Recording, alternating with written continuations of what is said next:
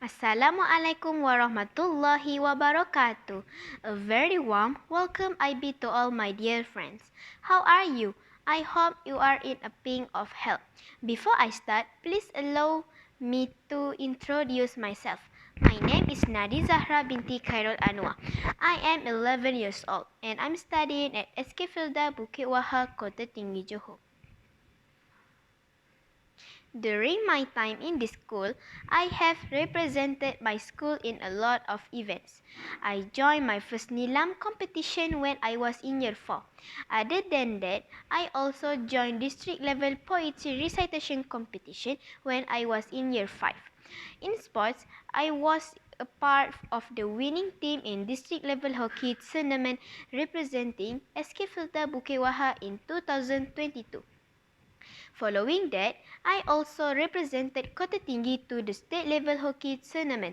Other than hockey, I am also a long distance runner, representing my school in district level cross-country competition from when I was in year 3 until now. Now, I'm going to give my review about this book. The title of this book is Gulliver's Travel. The original story is written by Jonathan Swift, but for this edition, the story is retold by Donald Lemke. It was published in 2014 by NND Enterprise. This book has 72 pages. Even with the many pages, it does not feel that long to read. This is because the book is a graphic novel with a lot of pictures. It helps me to understand the story better. The illustration used in this book are colorful and it attracts me to read the story. The book tells us the story of an Englishman named Lemuel Gulliver. He was a sailor who sailed across the seas. In his first voyage, his ship crashed and he was washed up on an island full of tiny creatures. He was captured by the kingdom of Lilliput, the set free. He was ordered to help them to fight the island of Blefuscu. At first, he agreed, but when the emperor asked him to capture the people of Blefuscu, he refused. He then ran to Blefuscu, found a boat, and managed to get back to England. The next year, he set sail on another voyage. This time, he was left behind in a land of giants. He was captured by a family of farmers.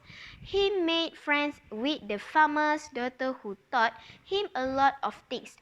He was carried around by the farmers throughout the country as an attraction.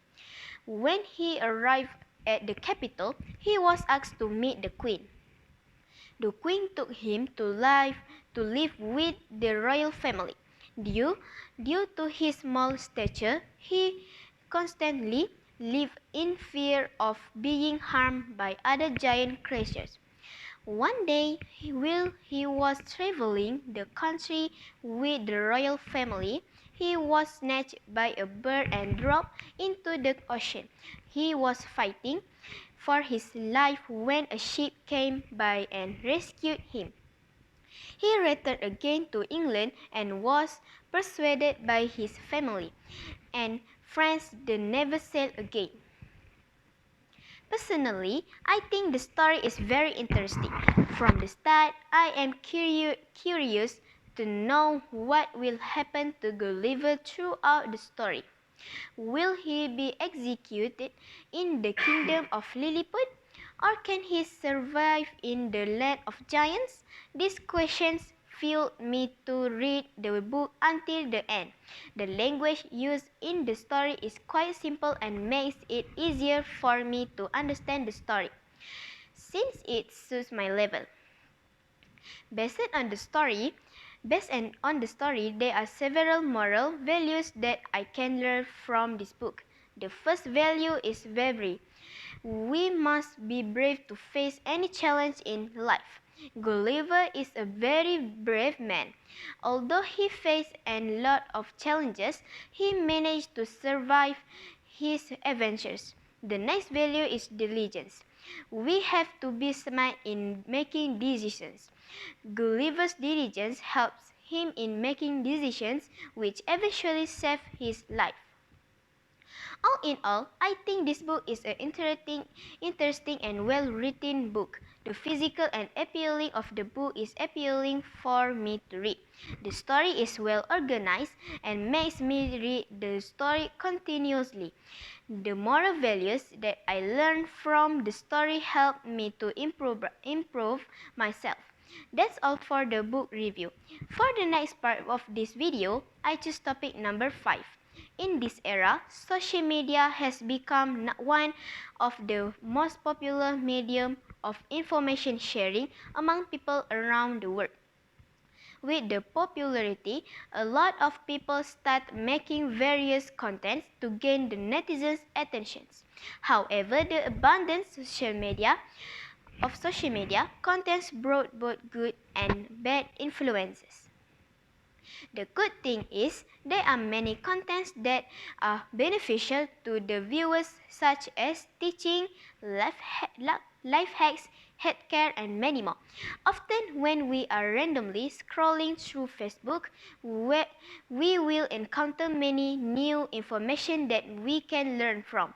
For example, when we watch healthcare contents, we can learn the way to practice a healthy lifestyle and eating habit.